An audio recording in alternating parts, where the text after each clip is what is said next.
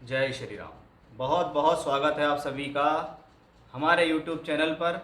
बहुत ही खास वीडियो होने वाला है आज का सभी सिंह राशि के जातकों के लिए। जैसा कि आपको पता है कि मैं हर बार राशि से संबंधित कुछ न कुछ विशेष जानकारी लाता हूँ, लेकिन ऐसा क्या खास बात है कि हमने जून का राशिफल भी बनाया, उससे पहले भी वीडियो बनाए। ऐसी क्या खास जानकारी है जो कुछ विशेष राशियों के लिए बहुत ही खास है। आज जो संयोग मैं आपको बताने जाने वाला हूँ ये सभी राशियों के लिए तो नहीं है, लेकिन कुछ महत्वपूर्ण राशियों के लिए जिसको बताना मुझे उचित समझा, उसी के लिए मैंने ये वीडियो बना भी रहा हूँ कि सिंह राशि के जातकों के जीवन में ऐसी क्या खास बात है कि आने वाले 45 से 50 दिन क्यों है इनके जीवन के लिए बहुत खास। क्या कुछ बड़ा यूटर्न सामने दिखाई दे रहा है, क्योंकि 6 महीने वर्ष 2024 के निकलते दिखाई दिए, लेकिन अभी तक भी कुछ ऐसी खास परिस्थितियां नहीं बनी सिंह राशि के जातकों के लिए जो अब इन 45 से 50 दिनों में बनेगी।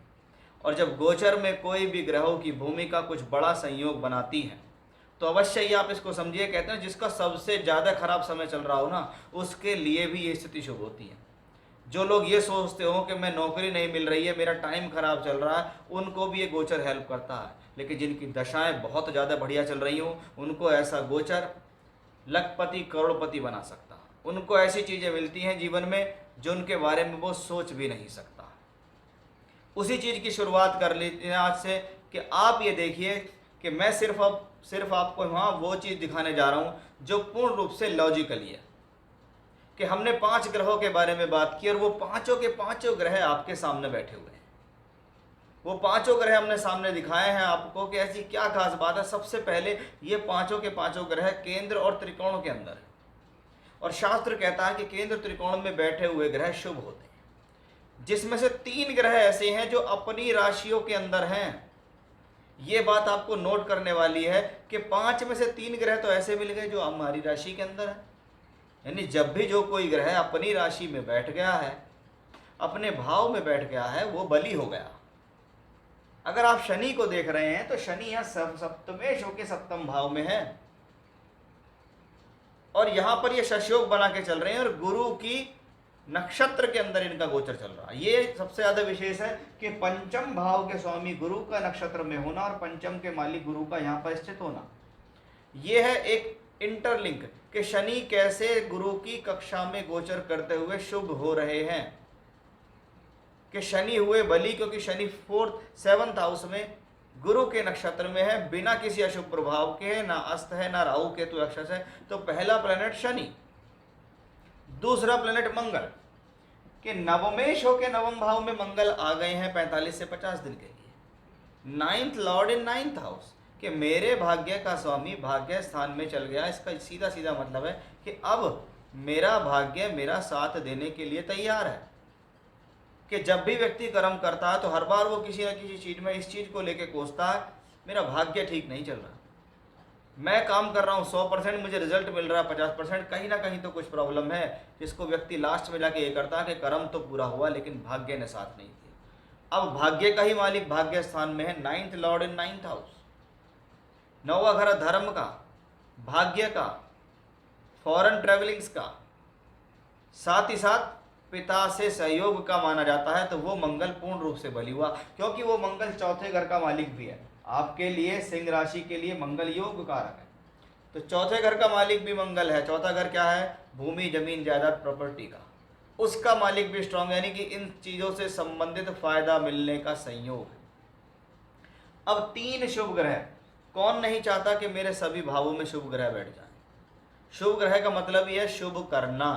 अगर आपके दशम भाव में, आपके कर्म कार्य क्षेत्र भाव में 3 शुभ ग्रह बैठते हैं तो इस दौरान किया गया कर्म शुभता से संपन्न होगा, इजीली संपन्न होगा, आराम से संपन्न होगा, बिना किसी जल्दबाजी के संपन्न होगा। कि मैंने जिस काम में हाथ डाला मेरा वो काम हुआ। और ये 3 प्लेनेट बुध शुक्र और गुरु, जिसको हम कलानिधि योग, सरस्वती योग या लक्ष्मी नारायण योग के नाम से जानते हैं, वो तीनों यही प्लेनेट बनाते हैं। क्योंकि ये प्लेनेट शुभ ग्रह हैं। शुभ ग्रह जहाँ बैठे और जहाँ देखे वहाँ पर कोशिश करते हैं बुरा ना होने दें। वनस्पत वो पीड़ित नहीं होने चाहिए, तो यहाँ पीड़ित नहीं है। शुक्र दशमेश होकर दशम में शश मालव्य नामक राजयोग बनाता है। यानी दशम का मालिक दशम में, यानी इस दौरान कुछ कर्म कार्य क्षेत्र को लेकर कुछ बड़ा बेहतर होने की संभावना बन गई, जिसके साथ 2 धन भाव का स्वामी बुध भी आ गया। इसका मतलब सोर्स ऑफ इनकम बढ़ना तय। अब सुन लीजिए, अगर आप ये कहते हो कि मैं जॉबलेस हूँ, ऐसा हो ही नहीं सकता कि गोचर में आने वाले 50 दिन में आपको नौकरी ना मिले। आपकी दशा ही बहुत खराब चल रही है तो ही बात अलग है। अगर दशा सामान्य तौर पे नॉर्मल भी चल रही है तो ये समय नौकरी दिलाएगा, नई नौकरी दिलाएगा, अच्छे प्रमोशंस दिलाएगा, कुछ बेटर अपॉर्चुनिटी दिलाएगा। ये वो कॉम्बिनेशन हैं जो आपको दर्शाते हैं कि इस दौरान किया गया कार्य सफल होगा, क्योंकि ये कर्म भाव में बन रहा है। बड़े बड़े लोगों के साथ मिलना जुलना, डीलिंग करना, लोगों से बातें करना, कुछ बड़ा होना। भाई जिसका जैसा काम है उस स्तर पे वो काम करता है। कोई 20,000 रुपये की नौकरी कर रहा है, उसे अगली नौकरी 30,000 रुपये की मिल गई तो उसके लिए तो एक 50% का प्रमोशन है। लेकिन जो लोग 3-3 लाख रुपए महीने की नौकरी कर रहे हैं, या जो व्यापार में 3-3 लाख रुपए महीना कमा रहे हैं, उनके लिए ये अपॉर्चुनिटी क्या है कि 3 लाख से सीधा 4 लाख की नौकरी मिल गई, 3 लाख से सीधा 6 लाख का ऑफर मिल गया, या कुछ बड़ी अपॉर्चुनिटी मिलेगी, कोई बड़ा टेंडर, कोई बड़ा काम, कोई बड़ी ठेकेदारी हाथ में आ गई जिसमें आपने एक ही झटके में पैसा कमा दिया। इसको पंचम के मालिक भी यहाँ बैठे, यानी ये स्थिति शिक्षा, विद्या, बुद्धि और प्रेम संबंधों के लिए शुभ है। अगर आज ये बुध शुक्र की युति यहाँ है तो जून के महीने में आप देखिएगा 14 जून को बुध और 12 जून को शुक्र पहुंच जाएंगे। ये धनयोग राजयोग अब एकादश भाव में बनेगा, और एकादश लाभ का, प्राप्तियों का, गेनिंग का, फायदे का, सोर्स ऑफ इनकम बढ़ाने का भाव। यानी आपके लिए ये 5 प्लैनेट वो संयोग बनाने के लिए तैयार बैठे हैं जिसका शायद आप इंतजार कर रहे हो कि यार कुछ तो बेहतर हो जाए मेरे जीवन में, कुछ तो बड़ा हो जाए, मैं प्रॉब्लम से निकल जाऊं, तो उनको निकाल के लाएगा। अब यही 5 ग्रह आप देखिएगा, 3 ग्रह यहाँ देख रहे हैं, शनि की 10वीं दृष्टि, मंगल की 8वीं। यानी जो लोग भूमि, जमीन, जायदाद, प्रॉपर्टी का काम करते हैं, आप ऐसा कोई काम करना चाहते हैं कि मेरी कोई भूमि बिक जाए, मैं कोई फ्लैट खरीद लूँ, मुझे पोजीशन मिल जाए, मुझे गृह प्रवेश मिल जाए, तो अवश्य ही इन 40-45 दिनों के अंदर कुछ ना कुछ चौथे घर से संबंधित घटनाएं होंगी। ये भी ये दिखाता है, क्योंकि जिस भाव से जितने ज़्यादा ग्रहों का संबंध बनता है वो भाव प्रफुल्लित होता है। तो कुल मिलाकर अगर देखें तो भैया सिंह राशि के जातकों, आपके लिए शायद 2024 के अंदर इससे बेहतर शुभ समय नहीं आएगा।